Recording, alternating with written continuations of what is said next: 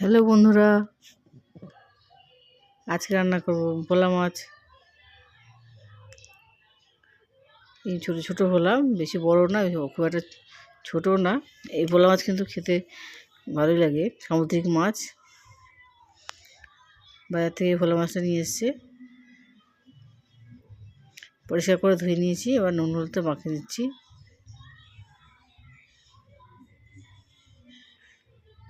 ভোলা মাছে আজকে ঝাল তৈরি করব।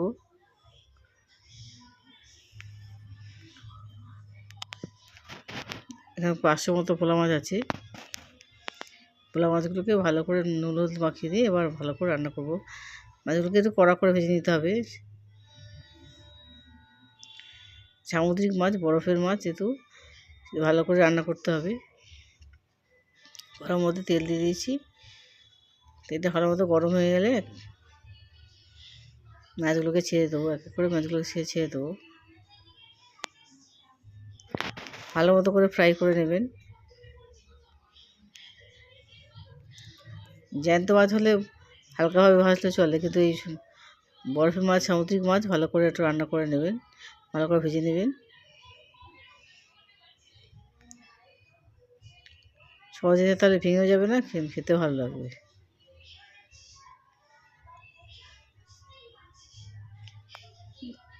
ভোলা মাছই বিভিন্নভাবে রান্না করা যায়। আজকে ভোলা মাছ আমি পেঁয়াজ দিয়ে আজকে রান্না করে দেখাবো। ভোলা মাছ হয়তো অনেকেই পছন্দ করেন না, যারা পছন্দ করে না তারা এইভাবে রান্না করে দেখুন, খেতে ভালো লাগবে। একবারে সব মাছগুলো না দিয়ে অল্প অল্প করে বারে বারে করে মাছগুলো ভেজে নিচ্ছি।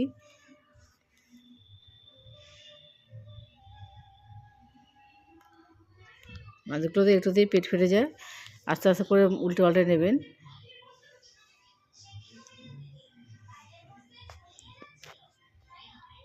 দেখুন আমি একটু করে কড়া করে ভেজে নিচ্ছি, খেতে এই জন্য মচমচে হয়, খেতে ভালো লাগে, স্বাদ আসবে। এই সাইজে ভোলা মাছগুলি ভালো। বড় মাছ, বড় ভোলা মাছও পাওয়া যায়, তো বড় ভোলা মাছের স্বাদটা অন্যরকম, এই ভোলা মাছের স্বাদটা অন্যরকম। সবসময় বড় বড় মাছ না খেয়ে মাঝে মাঝে ছোটো ছোটো মাছও খেয়ে দেখবেন, মুখে স্বাদ পরিবর্তন হবে। পেঁয়াজে টমেটো দিয়েছি, পেঁয়াজটাকে কুচিয়ে নিয়েছি। এর মধ্যে আমি একটা টমেটোই দেবো। পেঁয়াজটা দিয়ে একটুখানি লাল লাল করে ভেজে নিচ্ছি। যতক্ষণ নরম হয় একটু ভালো করে নেড়ে নেবেন।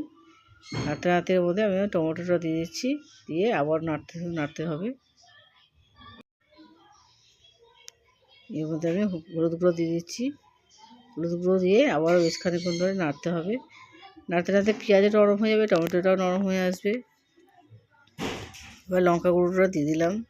লঙ্কা গুঁড়োটা দিয়ে শুকনো সামান্য পরিমাণ জল দিয়ে দেবেন, তাহলে আর কড়াতে লেগে যাবে না। যারা বাটা মশলা দেন তারা তো কোনো ব্যাপার না, বাটা মশলা খেতে ভালো লাগে। বাটা মশলা প্রায় উঠে গেছে বলতে হয়, সেগুলো আমরা সহজে ধরতে চাই না।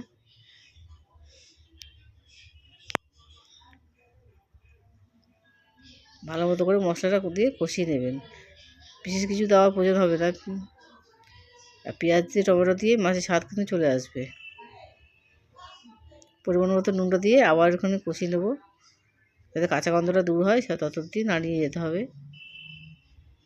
ভালো মতো কষানো হয়ে গেলে আমি পরিমাণ মতো জল দিয়ে দেবো।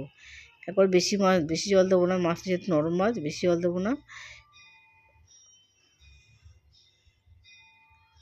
অল্প জল দিয়ে ভালো করে একটু ফুটতে দিতে হবে। আমার লাইক এবং সাবস্ক্রাইব করতে ভুলবেন না। কমেন্টে আমাকে অবশ্যই জানাবেন আপনারা কারা কারা ভোলা মাছ পছন্দ করেন। আমাকে কমেন্টে জানাতে পারেন আপনারা কে কে ভোলা মাছ খান, কে কে খান না। এভাবে একবার বাড়িতে দেখুন, খেতে খুবই ভালো লাগবে। আপনাদের পছন্দের জন্য আমি বিভিন্ন রকম মাছের রেসিপি দিয়ে থাকি। আপনাদের ভালোবাসার জন্য আমি এত দূর এগিয়ে এসেছি। একটু গ্যাসটা এই সময় গ্যাসের আঁচটা কমিয়ে দেবেন, কমিয়ে দিয়ে ভালো মতো ফুটতে দিতে হবে। মাছগুলোকে যাতে মশলাটা ভালো ঢুকে যায় সেদিকে একটু খেয়াল রাখবেন। এই সময় যদি একটু ঢাকা দিয়ে রাখতে পারেন তাও ভালো হবে।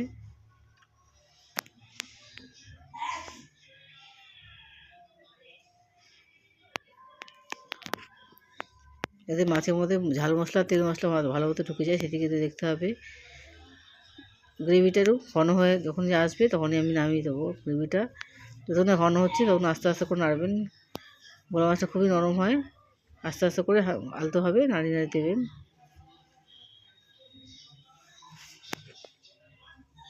সে যদি আপনার বাড়িতে ধনেপাতা থাকে অবশ্যই ছড়িয়ে দিতে পারেন, না দিলেও এই ভোলা মাছ খেতে খুবই ভালো লাগে। তো মাছটা ঘন হয়ে এসেছে, এই মাছটা আমার রেডি হয়ে গেছে। গরম গরম ভাতে গরম পরিবেশন করুন ভোলা মাছ। এই ভোলা মাছের ঝাল খেতে অপূর্ব। পরিবার সকলকে খাইয়ে দেখুন, নিজেও খান।